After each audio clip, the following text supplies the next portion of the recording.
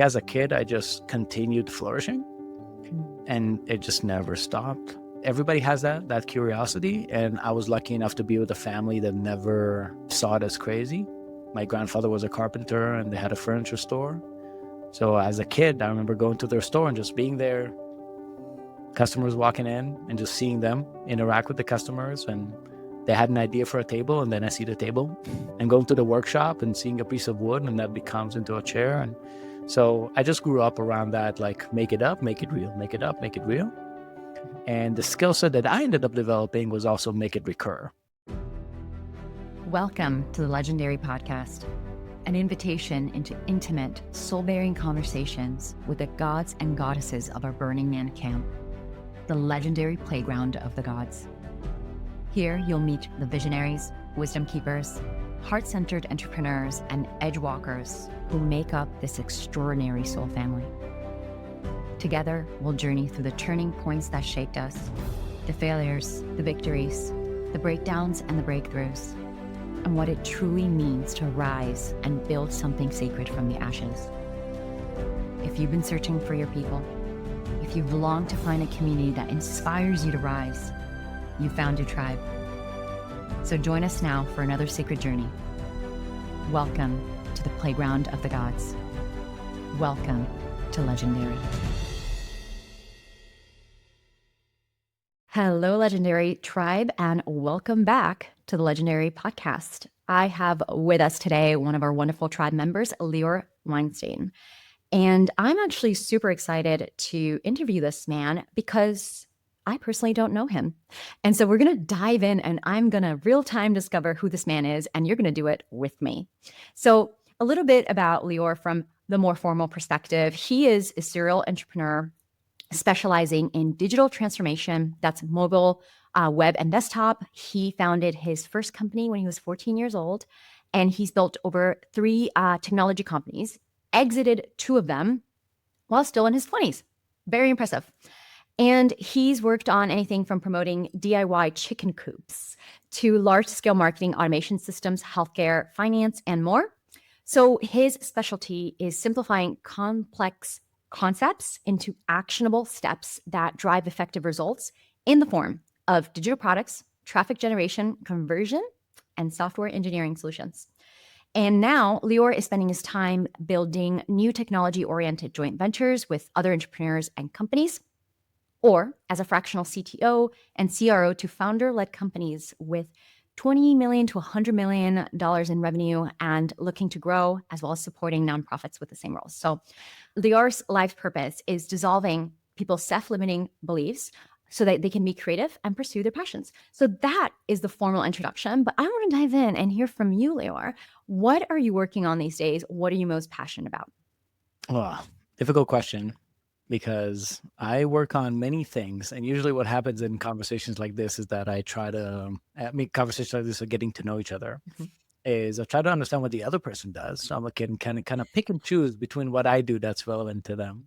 As a high level though, that's mostly what I do today. So I find other companies and other entrepreneurs that have big missions and have the opportunity to make it 10 times bigger, 100 times bigger. And I help them do that.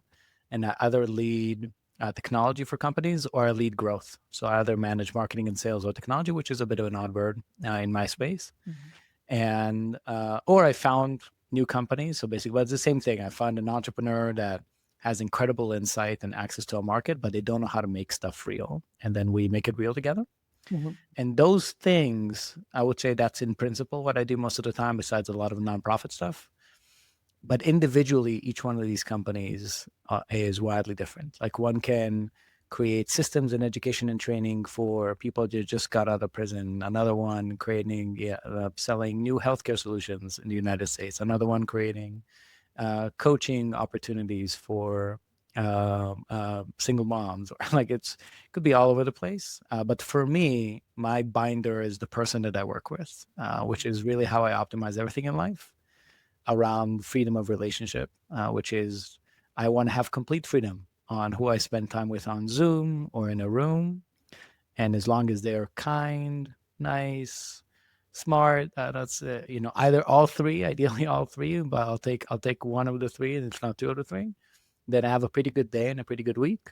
And if it's not that, I find that I don't have a pretty good day and a pretty good week. So pretty much most and all of the decisions I make these days is who do I get to spend time with?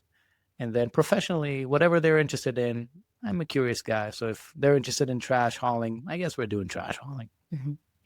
Freedom of relationship. Now, that is a really interesting angle that I haven't heard before in the way that you're framing it. So you share that you reorganized, you optimize your business and what you do for work around who you get to spend time with. And I'm curious, can you share more about what that actually looks like in your life and what decisions, what led you to actually get to that place where that was such an important deciding factor to the point where you're literally reorganizing your life around it? That's kind of wild. So I was lucky enough a few years ago to join Strategic Coach, which is led by Dan Sullivan. And Dan Sullivan has been my coach for the past 6 years. And it's incredible. I get to spend time with Dan, at least once a quarter, if not more often than that. And he had this insight about entrepreneurs, which is it's certainly what I am, that for entrepreneurs to be happy, they need to expand and create these 4 freedoms: freedom of time, freedom of money, freedom of purpose, and freedom of relationship. And those are freedoms from and freedom to. So freedom from having to spend time on something and freedom to spend time on something. Now, as an entrepreneur, I've had freedom of purpose for a very long while, basically choosing what I get to work on. And I've also had freedom of time. Like I could kind of choose how I spend my time to work on the things I want to do. Freedom of money is highly subjective and changes with life. Now I have 3 kids and we travel a lot, and that's very different than when I was 20. And I'm sure it's going to be different again when I'm 60. And some people want to buy a tiny house in the Appalachia, and some people want to buy a mansion in New York. So whatever freedom of time, freedom of money is for you. But with all those things, I realized that the thing that impacted my happiness by far is freedom of relationship, that is to say, who are the humans I get to have a relationship with, or who are the humans that I got to have a relationship with. And I had this insight of I really love knowing and having really deep connections with people. As a CEO, I've built companies, I built multiple companies, and every time it gets to this level where I don't really know everybody's names and their spouses and their kids, I don't have as much fun. Then I get into my practical operator mind, and I don't enjoy the work. And I really enjoy intimate relationships, and I enjoy connecting with souls that make me happier and more curious and more fun. So then I just realized, you know what? I'm going to choose all my customers, all my business partners, even the people I write to online, based on that. Like I'm going to try to attract the kind of people that I just want to spend time with. And once I started to do that, which means I say yes to deals because of the people and not because of the thing we're doing. I say no to deals because of the people and not because of the things we're doing. And deals means it could be a new business, could be just buying something or selling something. It doesn't really matter what's the nature of the unit of the deal. And when I reflected back about, even the first 3 months after I just said, that's how I'm going to make all my decisions, I realized, man, this was a good 3 months. I want more of this. So now we're about 6 years into that decision, and life cannot get any better because on one hand, I get to choose my triggers in a way, and it's constant fulfillment, because when you attract the people that are aligned with your mindset, with your curiosity, with your values, then because I have an innate sense of curiosity and a sense of urgency also to kind of try things and do things, then I end up with people that this vibes with, right? And it just expands it because every person is unique and I get to learn from them and they get to learn from me, and we intuitively create new things. And maybe we're creating a micro experience, which is just a minute or 5 minutes, or maybe we're creating a new business together that's going to change the world. So that's it. It really truly impacts everything I do these days. Like that is the number one lens I make decisions with. Wow, I love it. I really love this perspective and insight. Even as you're sharing, it makes me think about there was younger variations of me who used to think that, well, if I'm working with somebody, as long as they can get the job done, as long as they're like, they can cross everything off and they have a professional reputation. And I would overlook that, what you shared in terms of value alignment.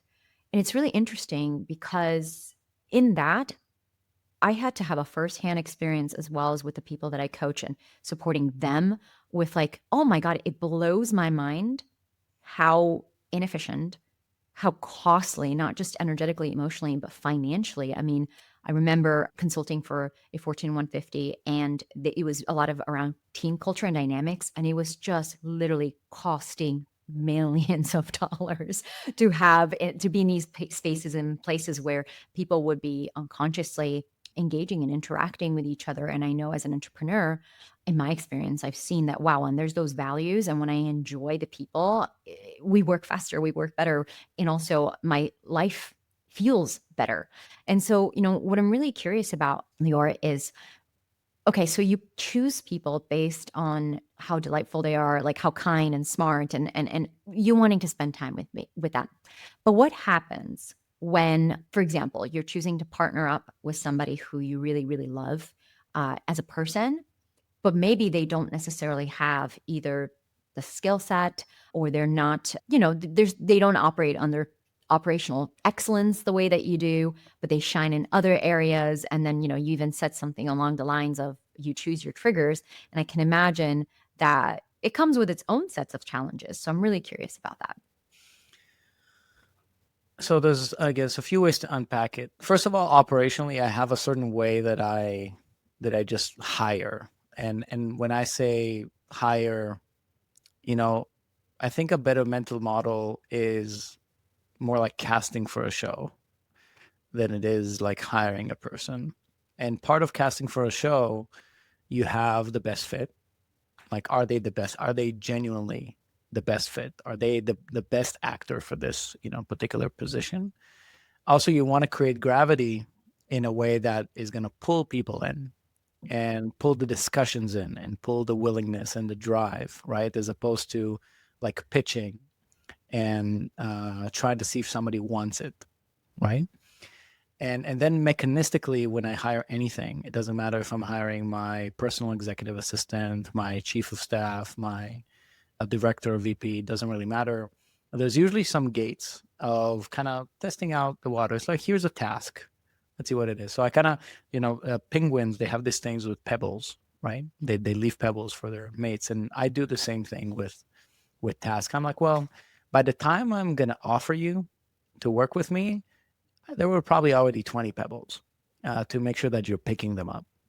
And that could be very simple. That could be like, hey, let's talk in a couple of days. And they say, yeah, great. And then I wait 2 days and see what happens. Are they texting me back? Are they sending me a calendar invite?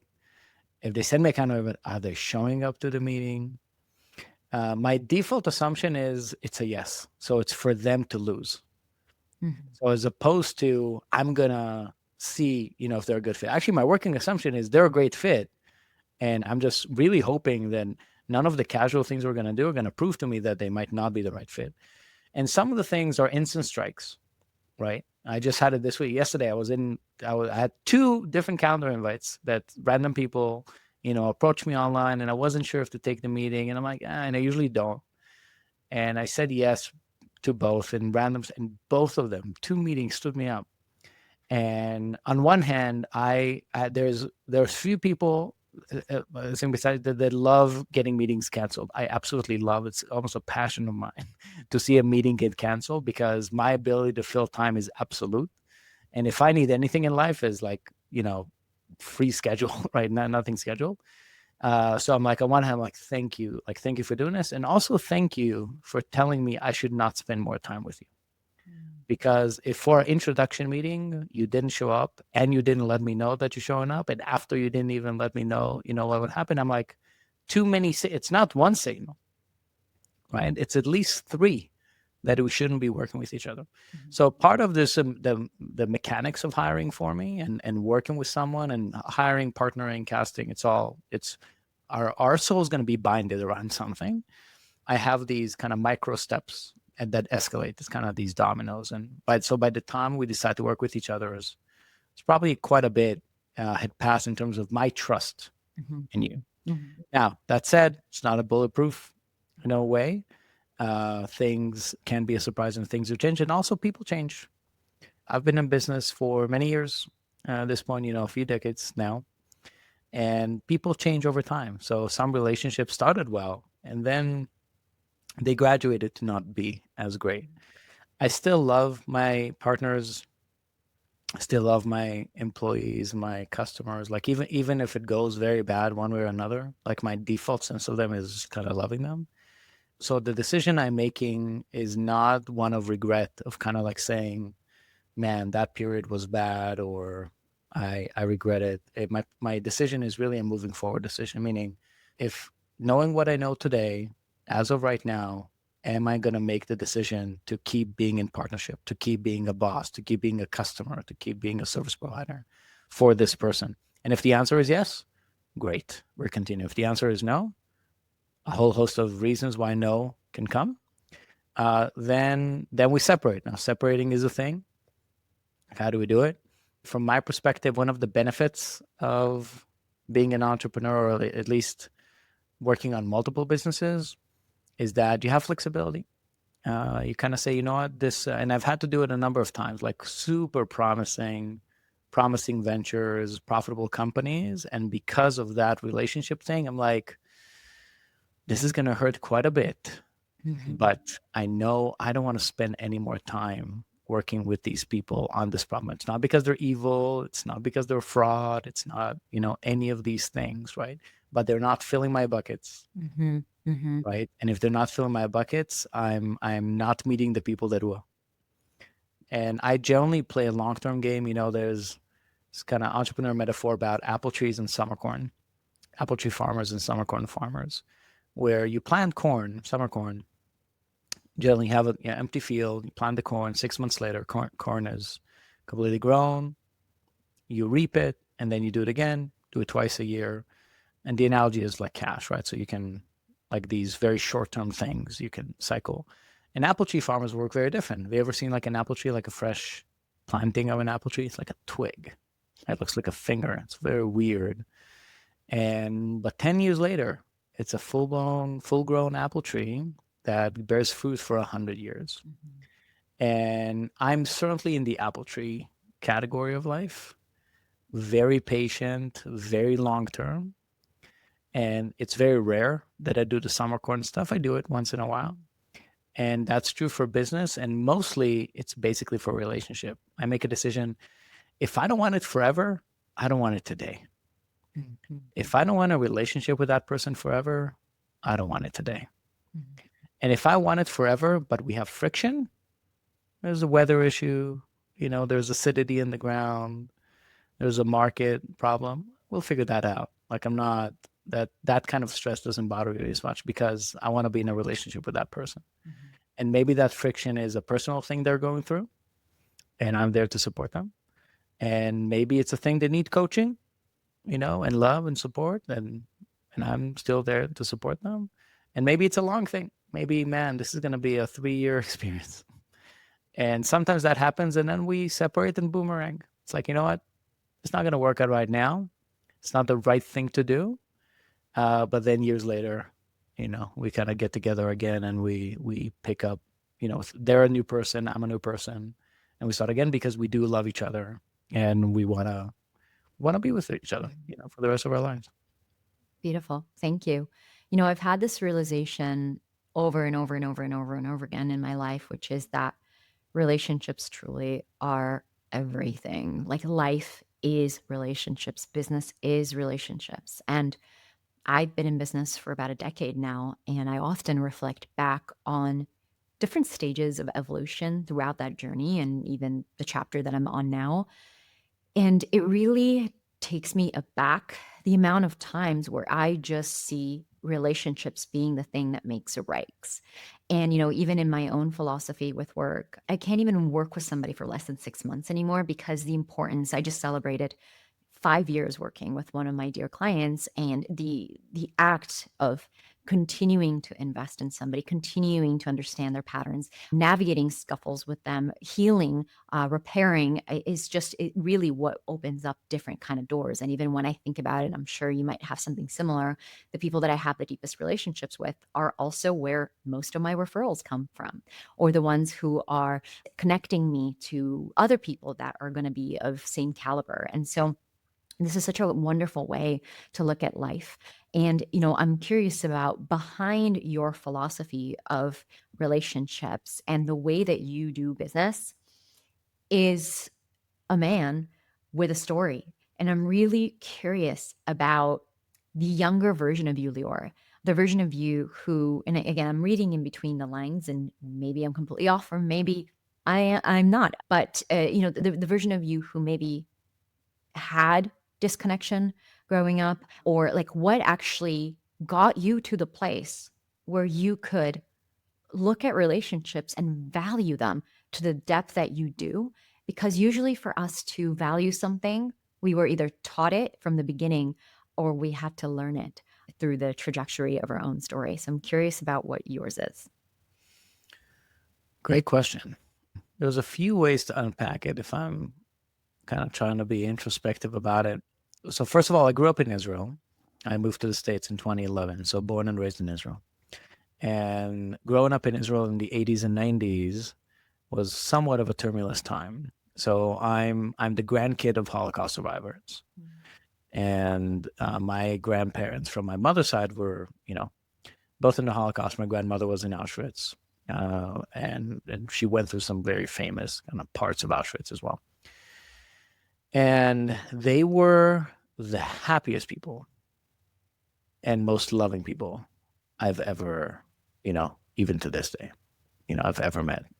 And my grandmother had a very hard time having kids until eventually she had my mother and later on her sister, my aunt. And they only had the two daughters, right? And their entire perspective on life was love and legacy, and not active legacy by role model, right? Meaning it's not the let's sit around the table and talk about our creeds and values and stuff like that. None of that happened in my family. And at the same time, we had incredible values, right, that just reverberated by osmosis. So part of it is that, like, growing up in a supportive family, loving family with those kind of matriarch, patriarch as grandparents, and same, like, very loving on my father's side as well. He was the youngest of four with sisters, so the only kind of guy in his family. And I think because of that, he had like extreme empathy for women. And I, on the flip side, I have an older sister and then two brothers, and then me, I'm the youngest. So I think I grew up with a lot of examples of very deep empathy for people. And then practically in the 80s and 90s, that's when a lot of the more kind of severe stuff started happening in Israel with suicide bombing and the Gulf War and those areas. So a lot of, people grow up in Israel have this underpinning PTSD across the board, right? It doesn't matter if you were involved straight in an event or suffering. So one of my core memories, for example, it was Purim, which is like the Jewish Halloween. And I remember I was kind of waking up in the morning and it was just as Garfield, right? I had a whole early 90s, right? Makeup, suit. And that morning was very terrible event that happened with a bombing. A bunch of people died. And still decided to go to school. And I decided to go to school with my costume.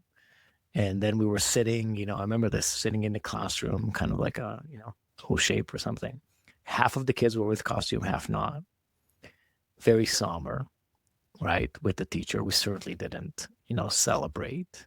Very surreal moment, right? If you think about it. And like that, I have a few of these different kind of events that are kind of stuck in my mind. So there's the kind of the macro of the family and the micro of like growing up in Israel as a kid. I've had my fair share of like kid experiences, that's no friends and then a lot of friends, those kind of things. So I'm sure that shaped that as well. I think very early on, very, very, I remember there was a couple years that I couldn't get friends. I had a challenge with it. That changed, and then I had great friends, for life, still great friends from those early days. But certainly in those early kind of formative years, that adds to it. Of a kid would ask himself, "Why can't I have friends? Like, why am I not, having friends?" Like questioning that part of yourself. Like, is something wrong with you? Right? Because kids are kids, and kids are assholes. So I think adding all these stories between the fabric of the country in those years, my kind of core family, and then my personal experiences certainly allowed me to develop a very healthy passion to how people feel. And I think as a kid, I've been mobilizing people for years. One, as the youngest of four, certainly it's the classic, like, get your way with it, right? Because I learned from my brothers and my sisters. And it's a big, like, we have, I don't know, 18 cousins, between us that meet, and so the youngest of them all. So certainly, I got the opportunity to learn from them all.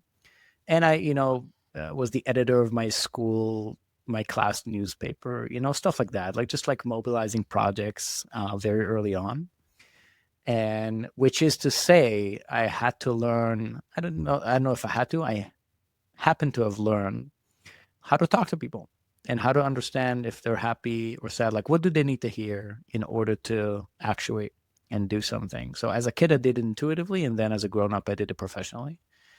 And I think I only realized I've certainly had the intuition around people's feelings and emotions from a very early young age. Also, which is something I'm rediscovering now. When I was very young, I had a big thing with touch. Like, my mom took me to like a Reiki level 2, course when I was like 13.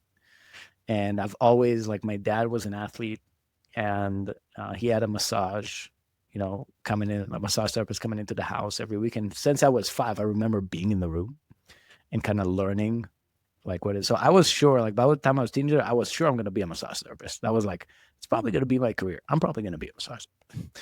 And Or you only can have now, a very happy wife yeah, it's and it's or one of those things where, well, the shoemaker's son is barefoot. I think it's, but these things I'm rediscovering now. Also, like, it's things that I kind of buried for a long while. And that is to say, when I was a kid, I was very intuitive about it. As I grew up, I became professional at it, and now I'm becoming intuitive for it again. Mhm. And so in the past, I don't know, 10 years or so. So kind of blending the innate intuition I had for these things, for people's emotions and desires and wills and attitudes, and then just a professional way of actually dealing with it. And now I'm blending both. Beautiful. Thank you. There's quite a few golden nuggets in what you've shared. The first one that comes through is from my experience with working with many leaders, many high performers. There's a pattern that I've noticed across the board, which is that when people who have really done a lot in their lives and are in leadership positions similar to yourself, they have this deep sense of wanting to connect and valuing relationship. As I was hinting at before, there tends to be an undercurrent of not feeling like when they grew up, they were being seen and they were being valued, and feeling like they themselves weren't seen or didn't belong or weren't understood, which then developed that sensitivity and that muscle to be able to really see people and really, and not only that, but create the kinds of systems that allows them to belong and create community around that, and create, even what you're sharing in terms of how you organize yourself around healthy relationships. And, I'm curious in that. And you also share with me about being young and all the things that were happening both in your life as well as just were happening in the literal, country that you were growing up with, and that were terrifying and outside of your control. Yeah. And I'm curious about two things, which I have a feeling might be connected. The first is, why did you not feel like you belonged? Like, what was going on there that had you feeling that disconnection?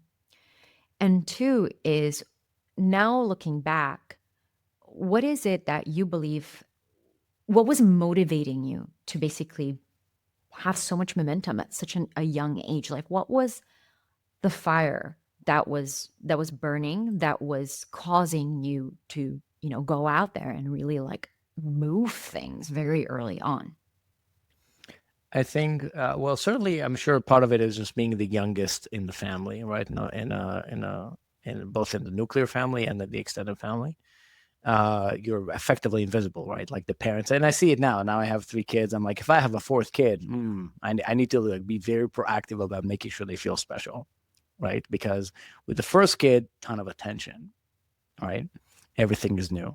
Second kid is like, the echoes you kind of remember. And the third kid is like, okay, you got it. Like, here are the tracks, just follow these things, right? So, and now I'm at the age that my father was when I had those core memories, as a young kid. So one part of it is that's being the youngest of a family, and you're kind of getting into that system, which is, I think, very common for a lot of the youngest, of any group.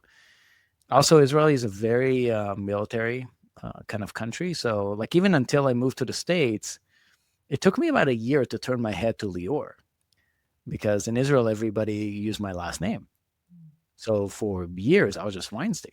And certainly as a kid, I was the Weinstein, meaning the youngest of three other siblings that have gone through the primary school, middle school, high school, right? Like in the same little town that we grew up in. When I say I mean, I was like, I didn't need to explain who I am. They're, oh, you're so and so's brother, right? Or so and so's sons, and so on. So a lot of it is that sense of self identity, right? Like, are you unique? Are you special? And how do you feel that as a kid if you grew up in those kind of systems and those kind of environments? So that's definitely like tied into that. The drive and the sense of urgency is interesting because I'm certainly singular from that perspective. Like all of my siblings are self-employed, for sure. But if we're kind of putting the drive scale, next to each other, I'm off the chart.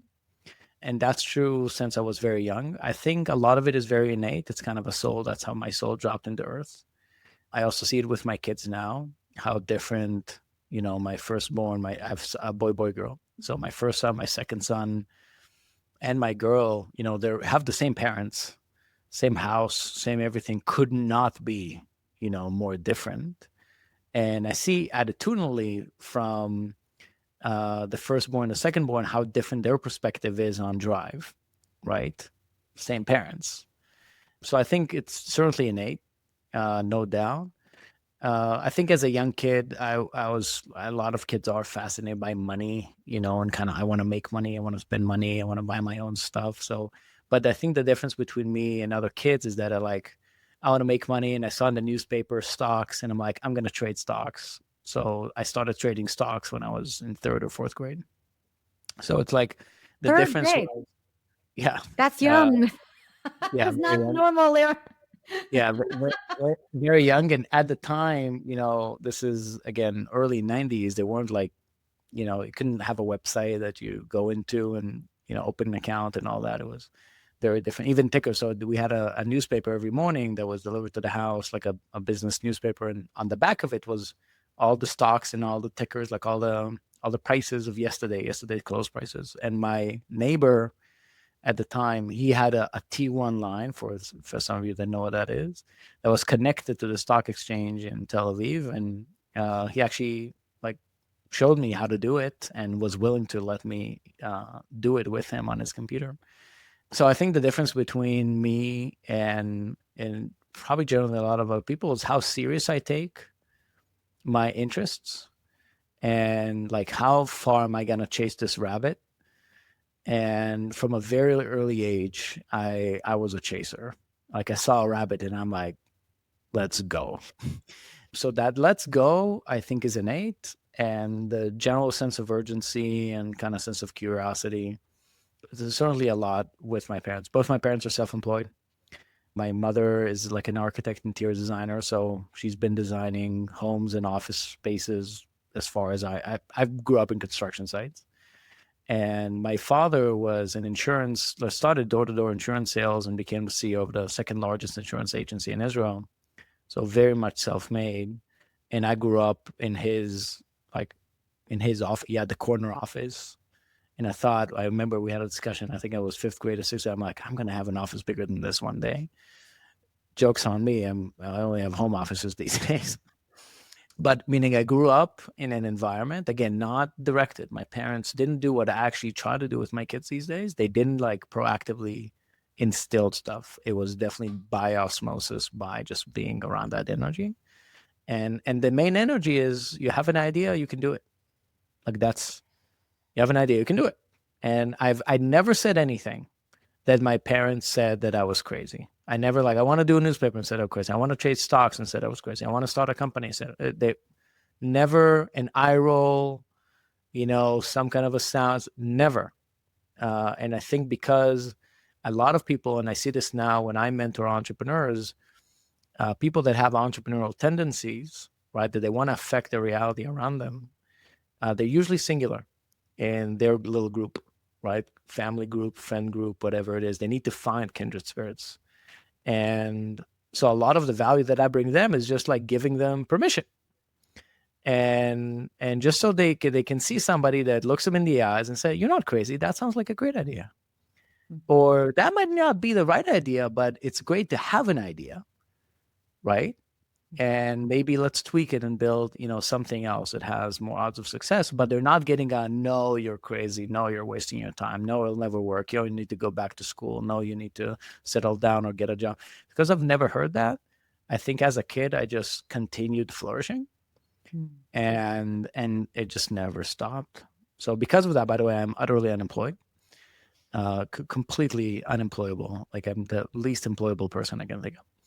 Also somewhat struggle when I ended up in the military, like because I'm, great. I had a really great career, and it was one of those cases where, people would really wish I was a better listener. And at the same time, they're really happy that I did whatever I did. So yeah, I think as a kid, everybody has that curiosity. And I was lucky enough to be with a family that never saw it as crazy. Also, my grandparents on that side, my grandfather was a carpenter and they had a furniture store.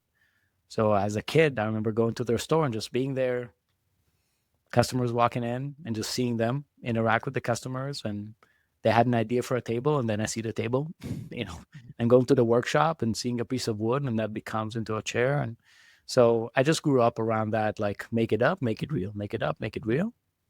And the skill set that I ended up developing was also make it recur. I could make it scale, make it big. And that's more unique to me out of my family. But I would say across the board, all of us grew up in this environment where the childhood tendency of imagination wasn't drowned, by quote unquote reality. and then I happened to also develop the skills to make it useful, and not just like a pipe dream that never came true. Beautiful. Thank you. This brings up a really important note of nature versus nurture. And when, we look at successful leaders on the outside, high performers, we see similar things like they're killing it. They're making X amount of money. They're leading Y amount of companies. They have this many, accolades underneath the belt. But it's always fascinating to look underneath the hood and explore what happened in life. Like how did life shape you to actually be that unique flavor of success and thriving? And what I love about your share, well, multiple things. The first is that growing up with parents who enabled and encouraged, make it up, make it real, make it up, make it real. I really love that description that you as a child were able to learn that it was completely acceptable and available for you to use your imagination and then apply it. And it's interesting because I was actually having another conversation with another one of our tribe members, King Cato. And one of the things he shared is that, he was in the personal development world and he started to do personal development when he was 14, super young age. And he was sharing that when he was growing up, his dad would just like cram personal development down his throat. He would play the tapes, he would encourage him. And even though as a child and a teenager, he'd be like, ugh, eye roll, stop it, dad. This is super annoying. When the time came that he was actually ready to start his path of supporting people with their transformations, basically all of those puzzle pieces that he had been absorbing as a child just through sheer osmosis and or his parent like annoying him with it just began to click. And with the right mentor in the right direction, he was able to assemble it. And part of the conversation that we were having was around, wow, how blessed are we when we have parents and an upbringing that actually enables those puzzle pieces to be collected, even if they're not yet assembled or we as kids don't know what to do with it, because not everybody has that. Just as you share your story and you're sharing about how, you were able to, you had the freedom to express your creativity, there is a whole nother load of stories of entrepreneurs who might have a similar, CV as you, but their story is I was never allowed to be who I was. I wasn't allowed to create. It wasn't allowed. It was looked down on, and all the so many fractals of different stories that exist. And so that part is the nurture, and the blessing and beauty of having that environment. I think, for those who are listening, some of you might be like, yeah, me too. And some of you might be like, I didn't have that environment. But I feel like the key takeaway here is that maybe if you yourself didn't have that environment growing up, you get to create it, even when you're sharing about your kids and your legacy, like you get to pass that forward either to the people you mentor or to your children in a way that either you had and you, Lior, uniquely carry the codes of what you had and you can like, give it to somebody because it's so deeply embodied in you, or somebody who didn't have it and built themselves up to it has a different set of codes that they can carry about how to, bridge the gap.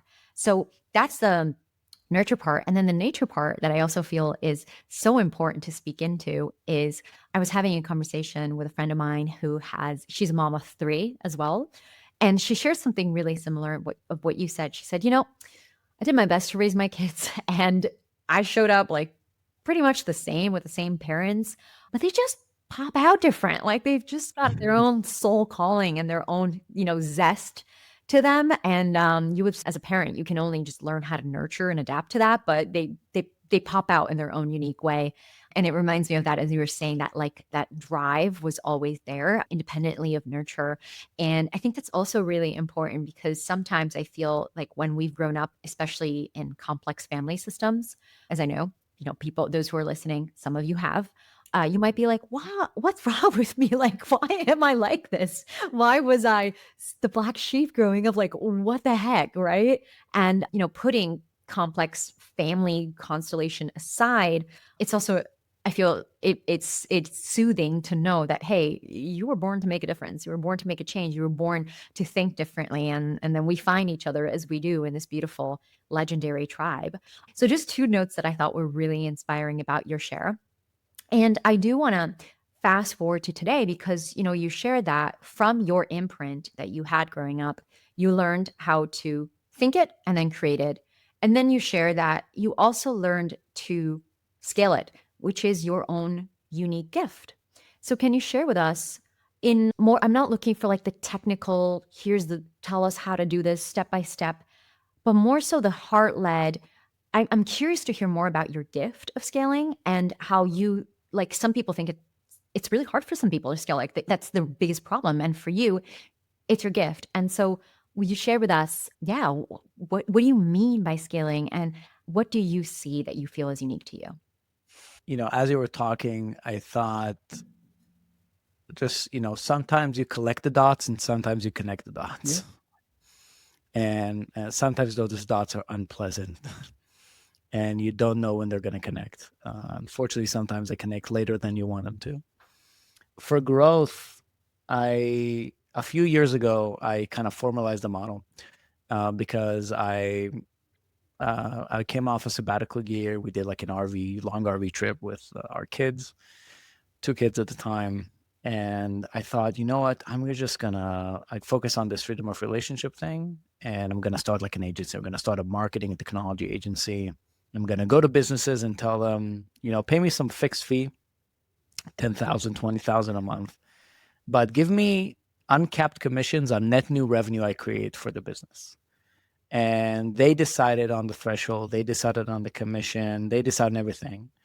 And usually the conversation went something around like, well, how much you want? I'm like, well, you tell me, whatever you can afford. Some businesses can afford 20%, some businesses can afford 5%. And then they ask me, what if it's not enough?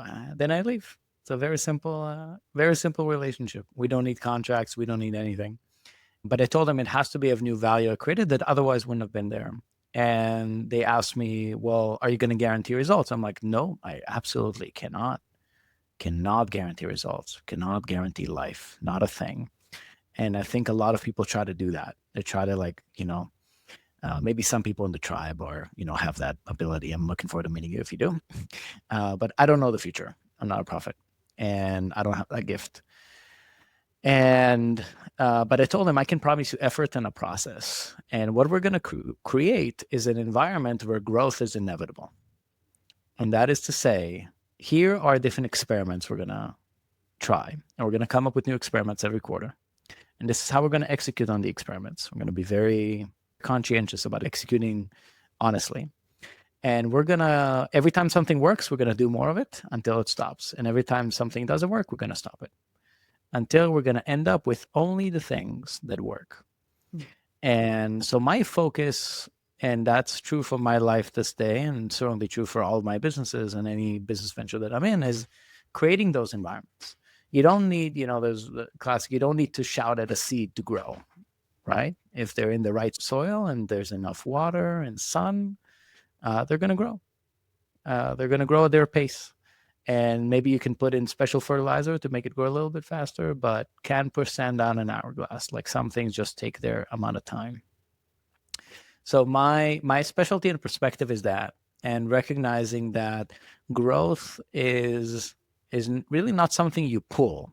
I think a lot of people kind of look at an organization, or look at themselves, and they try to pull growth, like just pull it forward.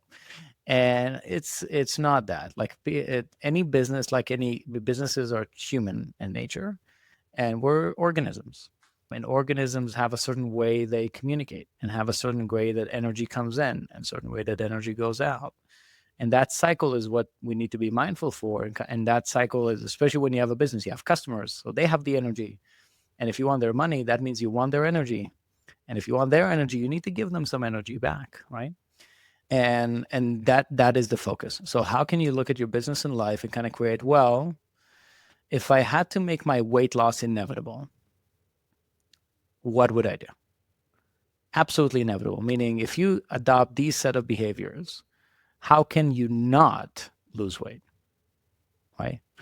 And so maybe it means, well, I guess if I only ate, 1,500 calories a day, or if I had 20,000 steps a day and so on, and I didn't eat pizza or, drink sake, whatever it is, then I guess I'm going to lose a pound a week. And then the next step is understanding that everything in life is systems. So if you're trying to lose 20 pounds and you found a system that loses a pound a week, then I guess it's going to take you 20 weeks, buddy. You can't put, again, you can't put sand down an hourglass. So recognizing that life is cyclical. So the things you're going to solve for, if you're going to really solve for them as a system, they need to be repeatable and recurring. And they have their own pace. Even when I set goals, and I lead some sales teams of companies that make, 80 million, 40 million, 50 million revenue. And usually the tendency before I come in is to have like annual goals. And I'm like, we're going to do weekly goals. And weekly goals, not in like week 23, what is the goal, but rather what is the pace we have every week? How many leads we have every week? How many sales we have every week? How many pounds we lose every week, right? How much faster we get every week, and so on and so forth. Just what's the pace? And if we want an absolute goal, meaning like a number, then you have to reverse back and saying, well, I guess if we hit this space and we have 50 pounds to lose, then it's going to take us 50 weeks. And if we get a better system, maybe it takes us 25 weeks. But whatever it is, it's not going to be 10 weeks. Because then we're going to die, right? Like there's just no way to do it functioning. So kind of recognizing real physical constraints, also real emotional constraints, like what's the cost of doing things faster?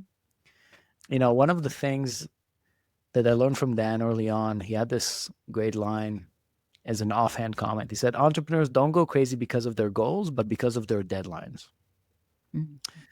And so when you look at these things, and I think that's true for just life, right? Like you don't, if you want to, make a certain amount of income or lose weight or run a marathon, whatever it is, but you have this sense of like, yeah, I want it within 6 months. I want it by 2026. And like, well, if you keep the goal, but if you change the deadline and now it's going to take you 10 months instead of 6, if your pressure, if your nervous system kind of relaxes, right? And overall zoom out, you and I know, I mean, life is like, we're lucky. Like we don't know. Like we don't know how much time we have left. And it's like every moment we have is incredible that we have it. So having the hubris to think that you have time or don't have time, like both of these things, are hubris. And so if you realize that, well, overall zoom out, does it really matter, if you hit your income goal by the time you're 50 or by the time you're 40 or by the time you're 60? Probably not. But if that number changes your attitude towards the goal and allows you to have, just more joy operating with it and more chances also to figure it out, then I do that. So part of the things is once I figure out, okay, what's the environment we need to create that achieving the goal is going to be inevitable? That's one. The second thing is, what's the system? How do we make sure it's not a one-off, right? It's not a comet that we can't repeat, right? And then what's the emotional attitude of everybody involved? Like, what does it mean? Are people going to feel successful while executing on it? Are they going to feel successful at the end achieving it? Or are they going to feel like terrible, because of all the stress that we created? Are they going to feel pride, right? Stress is not necessarily a bad thing. But it is bad if it only has a negative connotation, with it. A few years ago, I joined a startup. It was the first startup I ever joined that I didn't start. Like I wasn't like the day one founder, right? I was like hired number 2 in the company. And the CEO and investor at the time, or the investor, later became the CEO, asked me, they wanted to help people like make money using like the gig economy, different things. And I'm like, well, I don't really like care about that, and they wanted to like pay off your debt or credit cards. And I'm like, I can make people download anything, but I can't make people work for free. Like they didn't really want to do it, but I stayed as friends and kind of helping and advising. And then they called me and they said, no, we decided to change our mission to help people just make more money, like make more income using at the time the gig economy. I'm like, oh, that's interesting. And they asked me, why is this interesting relative to the other idea we have? I'm like, well, because if I think about, because I don't know how to make more money. That's an interesting problem. And they asked me to explain. So I'm like, well, if you want to lose weight, you really only need to know one thing: eat less calories than your body needs. If you're doing keto, paleo, high carb, low carb, that's an engineering problem. That's a behavioral problem of how you get to eat less calories than your body needs, or outside of clinical issues, right? And same thing. If you want to save money, it's a simple concept: spend less money than you make. If you want to use cash envelopes, don't buy shit you can't afford. It's again engineering problem. It's a behavioral thing that makes you spend less money than you make, and then you save money. But if you want to make more money, what do? I don't know about you. I know plenty of lazy people that make a lot of money, so it's certainly not work harder. And even if it was, that means nothing. What, you want to sweat while working? Like, what does it work harder mean? Certainly not work smarter. I know plenty of not very intelligent people that make a lot of money. And even then, what does work smarter mean? Like you're working with the calculator? So I realized, man, I really love the problem. And it took me about 9 months of just like interviewing hundreds of hourly workers and spending a lot of time with them to try to figure out like what's happening there. How do people can make more money? And how do I solve it as a system, right? As like a thing you can constantly go to and execute. And it took me about 9 months, and I created a mental model for it, which is it really changed my entire philosophy on how people interact with each other. So the basic mental model was take responsibility for activities that create value to other people. And any one of these are variables. So if you create value for other people, but you're not the one that's known as the responsible party, you're not making any money. I'm sure a lot of you had experienced that in the past, right? Where you're creating the value, nobody knows it, and you're not the one benefiting. If you're cleaning my house, you're going to make very different money than if you're cleaning Bill Gates' house. Same activity, same responsibility, different person, changes your income, right? If you're cleaning Bill Gates' house, you're making very different money than you're driving Bill Gates around, or you're piloting his plane, or you're being his chief of staff. So same person, different activities change how much money you make. And when I broke it down like that, I'm like, oh, I can build products. I can build systems. So for me, when I look at any growth problem, my first question is, what are the humans trying to do? Well, that's it. What are humans trying to do? And then what is the variables? Meaning, when they operate, what are the decisions they change or they make that changes their behavior? And once I'm able to break it down in principle, philosophically to the very core, everything else is just professional skill set. It's just I happen to know how to do Facebook ads or Google or coding. Those are just dictionary items. Those are just like skills I collected over the years, but they're absolutely irrelevant these days with AI for everyone. And the core skill is really just looking at the world and saying, okay, what's happening? And if more of it needs to happen, that's what scale is. Something's happening and you want more of it to happen, then you need to understand what even triggers it to happen. Why do people even want to do it to begin with? What are the trade offs? Because that's the only thing, I guess the last comment on that. The big insight I had when I realized about the income is that the only thing you can do with money is give it to someone else. That's the only thing you can do. You can't, if you clean your own home, you're not going to move money from your own checking account to your own checking account. There's nothing to do with it. You can't pay yourself anything. And the only utility that money has is another human doing something with it. Even if you're buying stock or investing in real estate, you're just giving it to humans you don't know. That's all that's happening there. And those humans are doing something with it. So the only thing you can do with money is to give it to someone else. Now, maybe you want to give it to someone else because you don't want to learn how to, mine ore and learn electronics. And you're like, you know what, $700, I'll get an iPhone.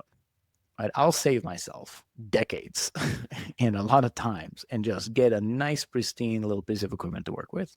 Maybe you decide you don't want to make coffee this morning. So you're going to go to Starbucks or your favorite coffee shop and have somebody else pour the water and put the coffee in the cup.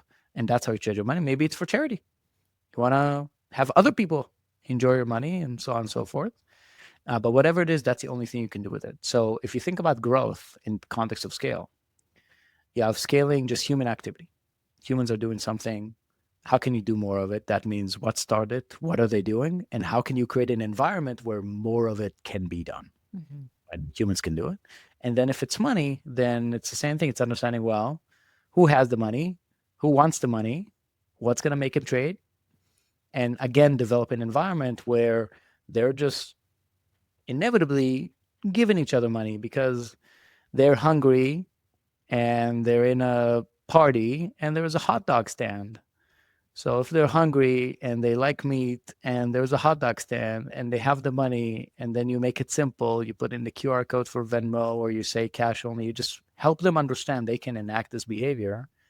So most likely you're going to make a lot of money as a hot dog vendor. Mm-hmm. Hot dog stand. Mm-hmm. Was a bit of a long-winded way to answer that. It's a wonderful and easeful way to describe scaling.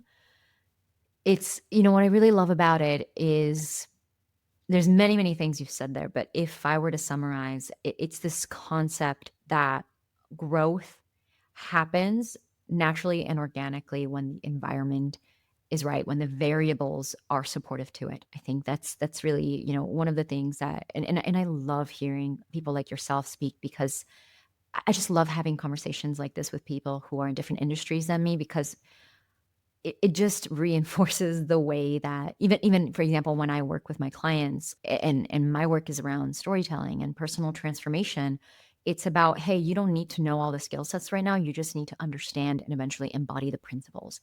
When you have the principles in your body, when you're value driven and you have certain principles that you really understand about the universe, about how life naturally and organically moves, then you build a skill set on top of that and you're going with the flow instead of, trying to, like building up the skill set to run up an escalator that's going down. It's like you have a skill set, but you're still going against the flow of life. You didn't understand the principle that the escalator is going down. And if you run it down it, you're going to move a lot faster.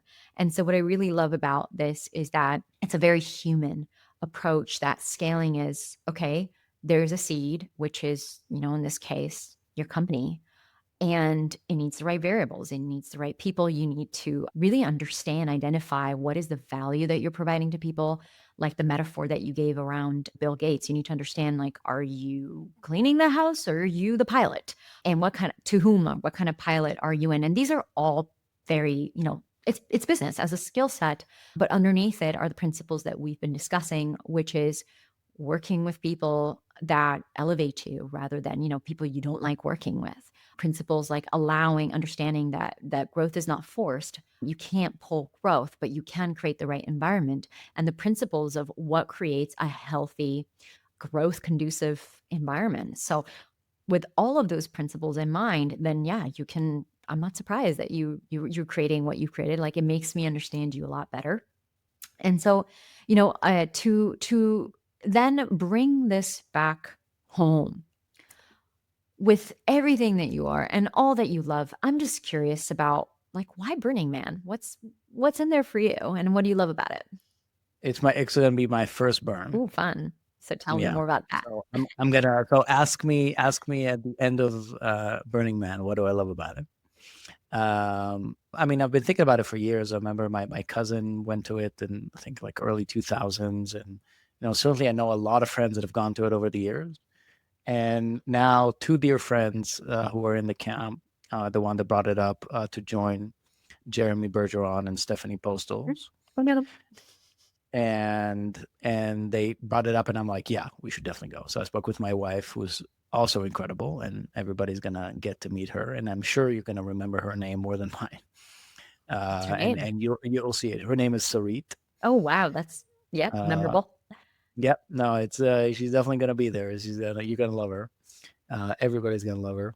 And they spoke about it. I'm like, yeah, we should definitely do it, especially now that the kids are older. In previous years, getting away for a full week when the kids are still super tiny and attaches, and this is the first time where the stars align. And when the stars align, you gotta listen to it. So they offered, or they rather gave the idea, and then we got a chance to speak with Gerald, with Jyoti, and we're like, yeah, this, like, everything about this feels right and amazing. So, of course, heard a lot of stories, know a lot of really great people that have been multiple times and swear by it. And there's a lot of things I imagine about it. And I think consistently what I hear is that it's nothing like you imagine and everything like you imagine. So I'm looking forward to experiencing it fully.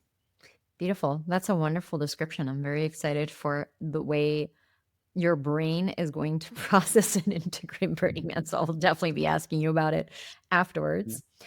So, as we begin to wrap up today's interview, there's a question that I love to ask everybody, which is, what does legendary mean to you? The group or the word? I won't say. It's just, the question is the question, free to your interpretation. I just had this conversation last week around legacy, and I was sharing my constant oscillation between the Achilles type and the David type of legacies, named and reverbed through history and stories that we learn from generation and generation again. And then other names were actually, like, more actual heroes for me, like Adam Smith or incredible thinkers like Ayn Rand and people like that, like people that most people don't know, but some of their concepts created the fabric of our reality, right? And I was thinking about it in the context of, like, what path do I want to follow? Do I want to pursue the Achilles and the King David? Do I want to pursue the Adam Smith and invent capitalism, right? Like where to go and how to look at life.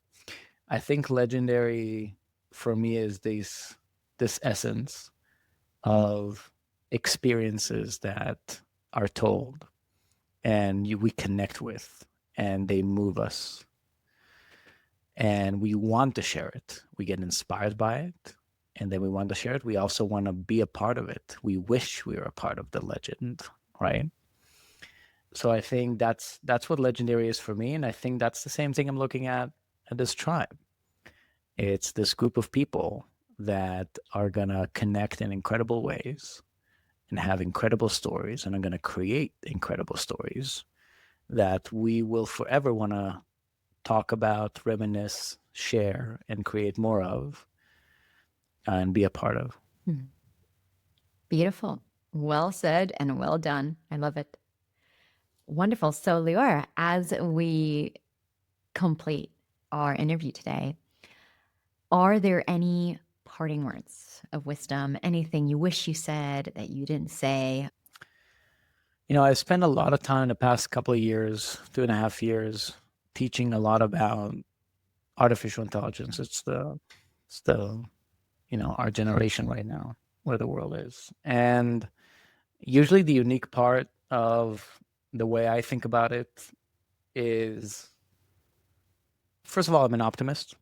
Generally, I'm an optimist. Anybody who gets to know me knows I'm kind of probably too much of an optimist, sometimes.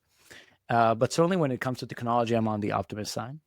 And what I think the opportunity and the dangers of AI is, which you will probably appreciate, is I call it the other AI, the artificial intimacy, where people use it in a way that it's abused and lose themselves and create meaningless connections, as opposed to leverage modern times, modern thinking, modern technology, and create only meaningful connections, more meaningful connections. And so I would say that's, again, going back to principles, the mode of wherever we are right now. I mean, the technology doesn't matter. Technology changes and it, evolves all the time, and marketing doesn't really matter. And none of these things matter. Principles do, because principles don't change. Principles are always true. And if you understand the machine, if you understand the principles, then you can always handle whatever comes, right? So I think like personal development is actually fairly new to me. I've only found it about 5 or 6 years ago. I've listened to talks and, random things, but I was never in the coaching world or this is all less than half a decade or just over half a decade for me. But what's not new to me is philosophy. I've been reading philosophy since I was a kid. And that is to say, I've been thinking about my thinking for well over 30 years. And if I can help anyone, in the camp with that, think about your thinking. So one, I would recommend for all of you to think about your thinking.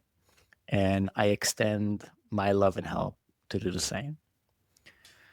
That's it. Can't wait to meet everyone. Beautiful. Think about how you think.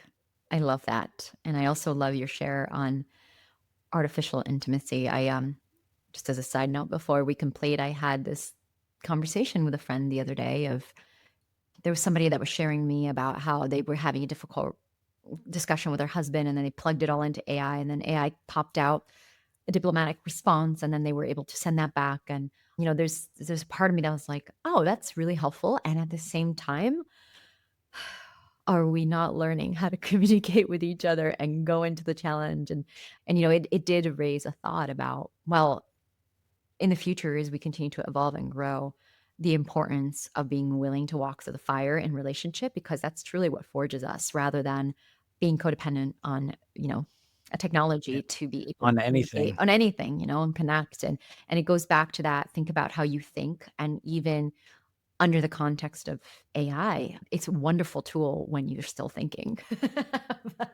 when you're allowing it to support you in your thinking rather than it being a replacement for your thinking. So thank you so much for sharing. And I'm really excited to meet you, as I'm sure anyone who is listening to this is. So thank you for your time today. Thank you for your wisdom. And I will see you at the burn. See you at the burn. Thank you for walking with us through the fires of remembrance. If today's story stirred something in your soul, share it with a fellow god or goddess. Subscribe to Legendary for more transmissions from our tribe, and may you continue weaving your legend in love and joy. Until next time, stay sovereign, stay sacred, and make it legendary.